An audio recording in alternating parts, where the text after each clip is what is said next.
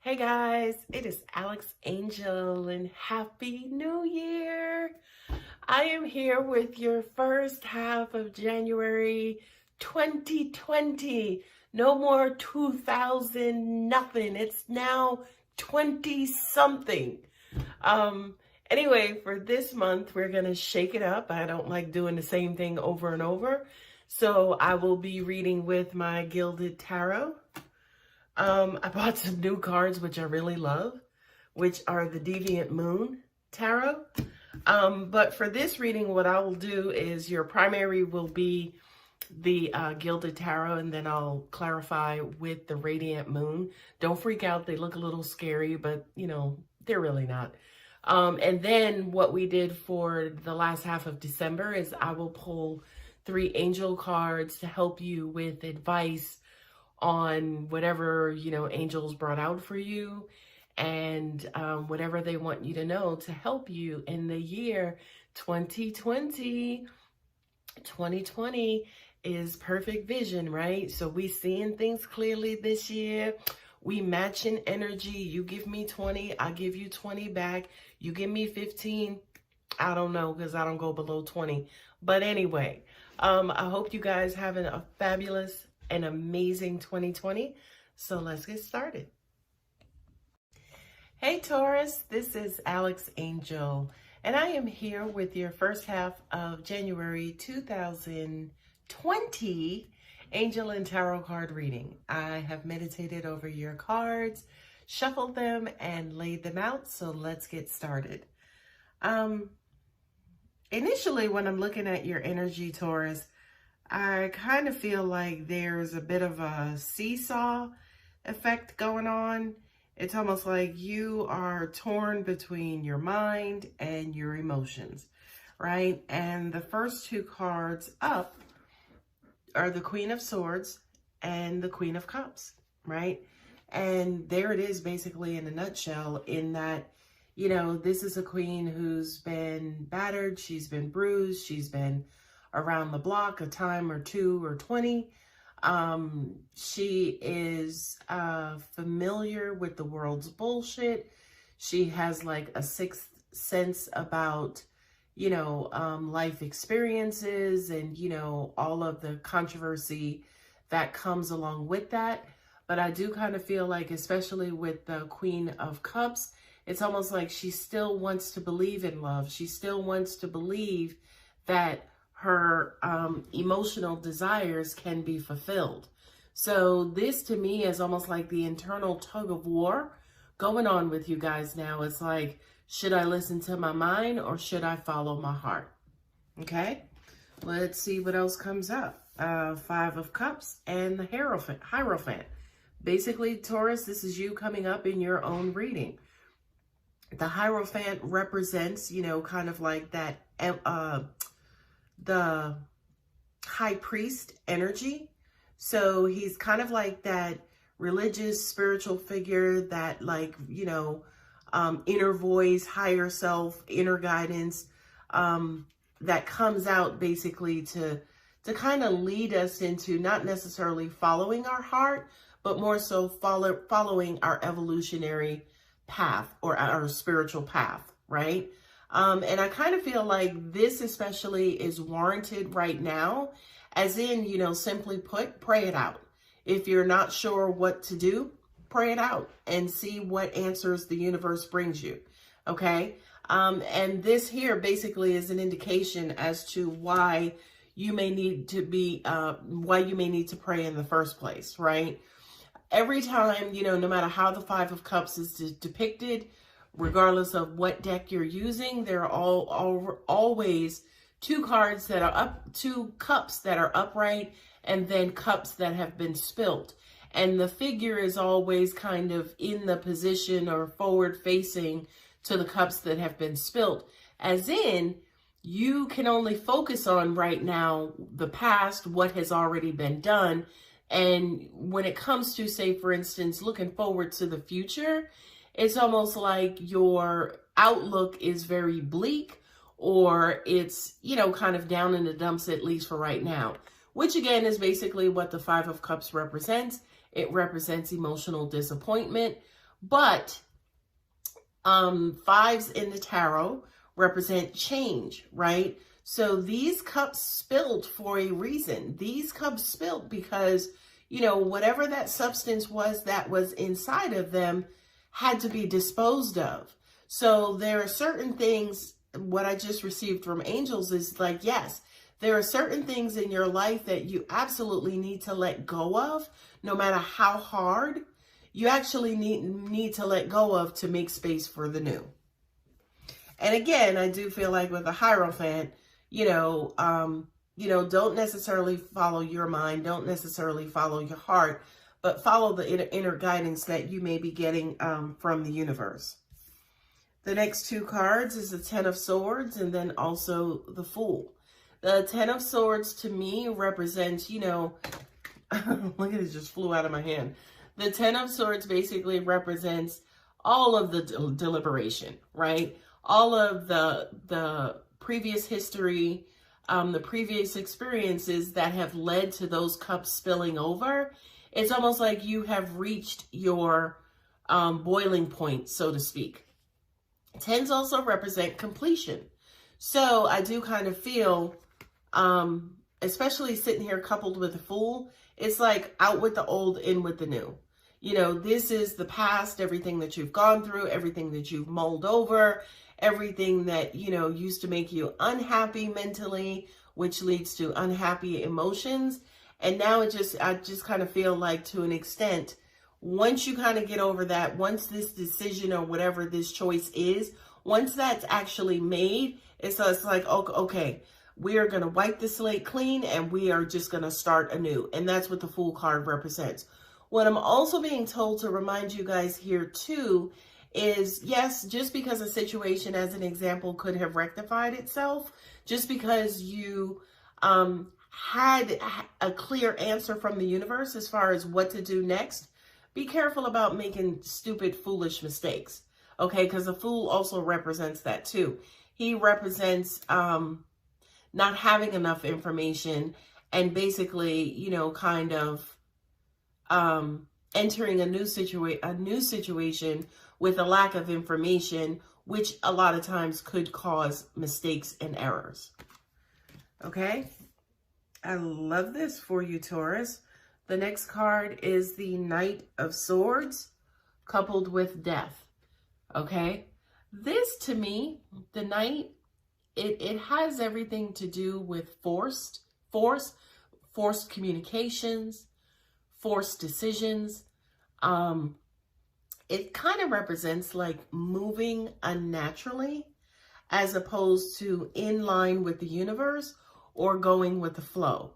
So to me, this also kind of represents somebody may be pressuring you to make a decision, or you may be pressuring yourself. And this basically, with the Death card, I love these Deviant Moon cards because I'm looking at this and I'm like, what about this card represents death, right? But if you look at that foot over that smaller figure, it's like out with the old self, new self. The recessive being taken over by the dominant energy, the dominant figure basically is crushing out the old energy. Now, please understand something. This does not represent positive and negative. It just represents whatever that overall dominant feeling that you have, whatever that is, it's going to eventually win out over whatever the non-dominant energy is, right? So as an example, and especially being coupled here with the Knight of Swords, it's almost like you may just be like, fuck it, let me just do this. Let me just get rid of this whole situation and just throw caution to the wind and just go for it. That is exactly what these two cards are basically saying to me, is like, you get tired of deliberating. You're just like, look, fuck it. I'm just going in. I'm just going to go for it. Okay. And the feeling that I'm getting for you, Taurus, by the way, is that may not necessarily be a bad thing per se for you to just kind of, rush in and kind of make a decision. And the only reason why I'm saying that is because I feel like you've been deliberating over this for a while, right? It's almost to the point where you're even kind of stuck in this stagnancy, and you're just kind of in this holding pattern. So, you know, just kind of ripping yourself out of that, ripping the Band-Aid off, making a decision, living up to it, putting your foot down, and just going with it may not actually be a bad thing, right? And here you go, wish fulfillment, right? The Nine of Cups, right? Which basically means that happiness is coming, right? You know, nothing happens in this universe, you know, nice and sweet, right? Every last thing that's created in this universe is created through the process of explosion, okay? So the Nine of Wands, the Nine of Wounds, basically says you can't have this nine, right? You can't have the beautiful, you know, happily ever after without some sort of sacrifice, okay? And it's funny to me, again, that yes, they are equal nines, right? They're just two different aspects. This nine represents, okay, what you gonna do? We know it's gonna hurt. Take your time. It's the right decision because it's a nine. 9 is on its way to 10. 10 is a completion. So you're almost there, right? You're absolutely almost there. And where, by the way, is here in wish fulfillment. So your wishes are possible. Your wishes are about to come true, but it is going to take some sacrifice. Unfortunately, but fortunately, it's going to take some sacrifice. But the thing that I love about this card is it ain't the 8 of Cups. It ain't the 7 of Cups. It ain't the 6 of Cups. It ain't the 5 of Cups. It is the 9 of Cups, which basically says your heart's desires are about to come true. Okay? That's not bad, Taurus. I mean, I know, again, it's hard. I know it's hard, but, you know, nothing in these, you don't get nothing out of life without having to give up something, okay? Last two cards on the bottom of the deck are the 8 of Cups and then also the 4 of Swords, right? 8 of Cups, like momentarily, I kind of feel like when you actually make this decision, you are actually going to have to disconnect from your emotions because your emotions is what's been keeping you in it for so long. It's almost like, oh, but I don't want to hurt him. Or, oh, but I don't want to hurt her. So I kind of feel like momentarily, you're just going to have to turn your back on those particular emotions and you're just going to have to rip that damn Band-Aid off. Okay? Not only that, but once you rip that Band-Aid off, now you got to live with your decision. Okay? And I kind of feel like, especially with this card too, this is you making your peace with your decisions. And if you take away this sword, you see that there are 3 swords up there, right? Which indicates to me that it could be some sort of third-party situation that you are having to make a decision about, and making that decision is killing you. Because to an extent, it's almost like you don't know which one to choose. You don't know to go left or go right. You don't know to go with the one who makes sense to be with or the one your heart wants to be with, right? But again, whatever that decision is, I'm not telling you which one to go with, but whatever that decision is, I do kind of feel like, look, you just got to one and done it. You just got to get it done. You just got to make the decision and then live up to whatever the outcome is, right? Now, as promised in my intro video, I'm also including 3 cards for advice from angels, whether it is advice on how to be or things that will help you, how to be in 2020, or things that will help you be happier in 2020, or if it's advice specific to this reading, right? So the 3 cards that I pulled, I haven't looked at them, is healing. And I love this. I love this, right? For you, Taurus, I do kind of feel like to an extent, some of you, may grapple with guilt. Oh, I don't want to hurt the person. And that could indicate that internally you are hurt within yourself. And whatever hurt you're feeling, you think that you're going to hurt this other person in that same way. So it's almost like you're projecting your hurt out to the other person. But I kind of feel like the guilt that you're feeling about hurting somebody is just a notification that there is hurt inside of you that needs to be healed. Okay? So again, whether it's related to this specific reading or for 2020, 21, 22, whatever, make sure that you are okay and that you are not projecting out your internal demons or your internal trauma onto somebody else, which is keeping you locked into a situation. Next card up is friendship. I love this card, right? Because friendship to me is really, really, really neutral. There are no expectations in friendships. They, they can last forever. They are very, very, very strong bonds. And I do kind of feel like for you, Taurus, this kind of has to do with your reading, as in, you can have friends forever. And I feel like at the basis of every last relationship on this earth, mother, son, husband, wife, daughter, father, friendship has to be at the core of that, right? To me, basically, this is what relationships mean, and this is what relationships are, right? It's kind of like that foundation that you lay with somebody. What I'm also hearing too internally is that I kind of feel like this is going to play a big part in making your decision. So if you are in that third party situation and you're trying to figure out which one to go with, I do kind of feel like whomever you are better friends with is the person that you're going to choose. Last card is divine guidance. I love that. Learn to look up, look down, look left, look right.